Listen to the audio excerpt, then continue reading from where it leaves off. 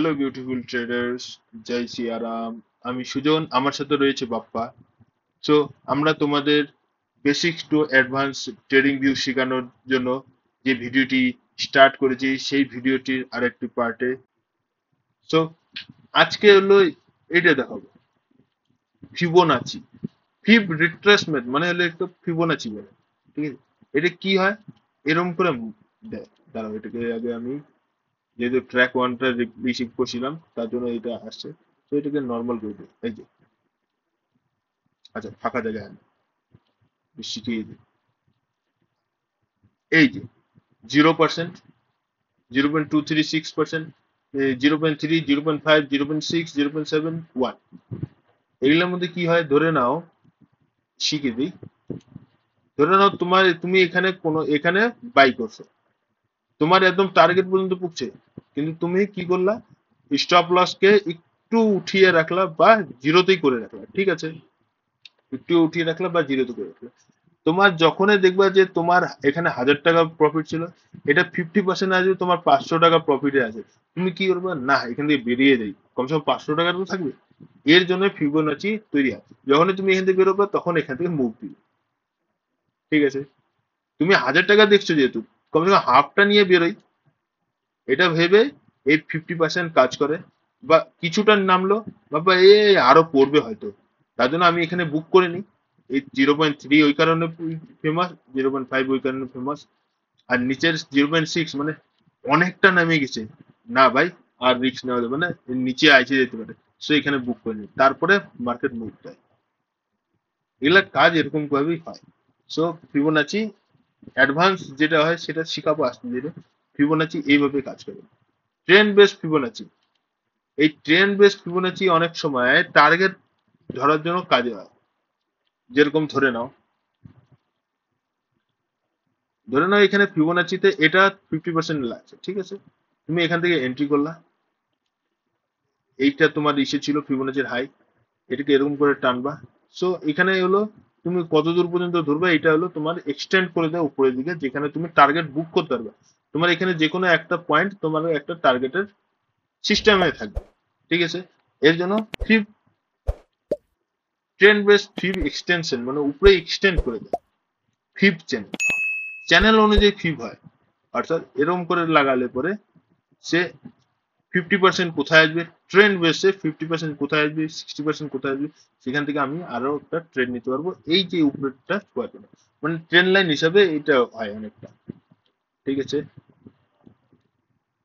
Time zone, ধরে নাও এই 9টার মধ্যে লাগালা, ধরে না আজকে 9টা 15-তে আমি লাগাতে যাই, পরে 9টা 15 পর্যন্ত, মানে একটা টাইম জোন তৈরি করে দেয়। এটা তারপর 9টা 15 প্রায় 19-20 হয়ে থাকে, এটাকে একটু সেটিংটা চেঞ্জ করতে লাগে। ধরে নাও স্টাইলে গিয়ে এই যে 1 2 3 4 5 6 করে রাখবা, 9টা 15 থেকে 9টা 15 15, 1 মিনিট, 9টা 15 বানানো যায়। হ্যাঁ, তারপরে এই যে 9টা 15, হ্যাঁ 9টা 15-তে আইসি গেছে, প্রায় 9টা 15ই মনে হয়।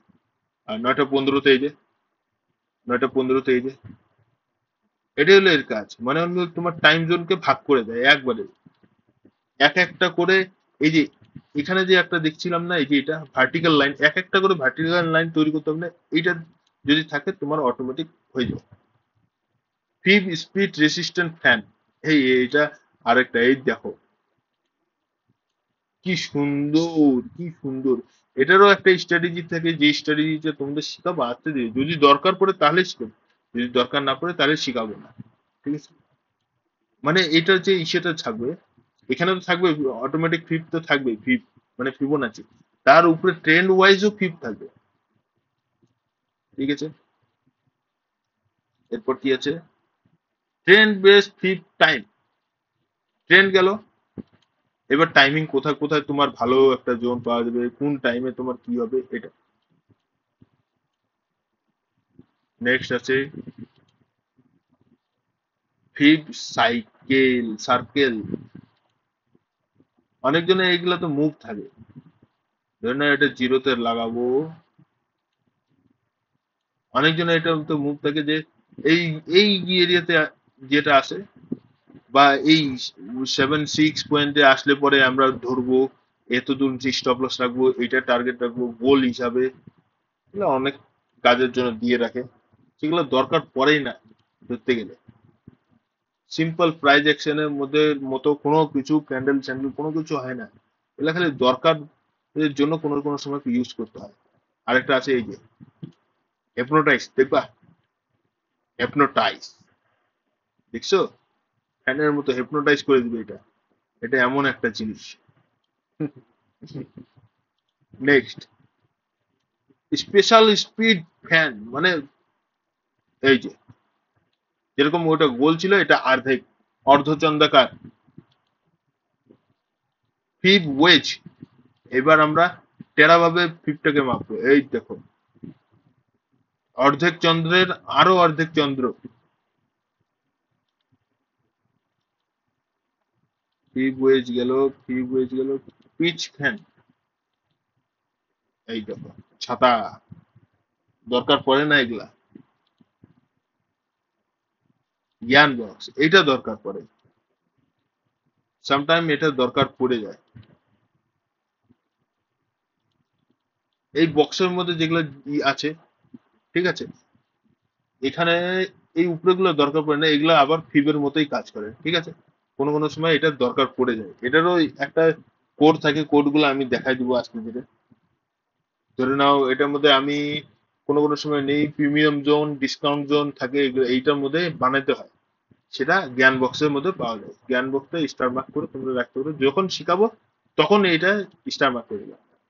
এরপর এই যে আরেকটা জেলখানা তৈরি করি, ওই দেখো জেলখানা, কত সুন্দর জেলখানা, এগুলো শুধু দেখতেই সুন্দর লাগে কিন্তু কাজ দরকারই পড়ে না, ঠিক আছে।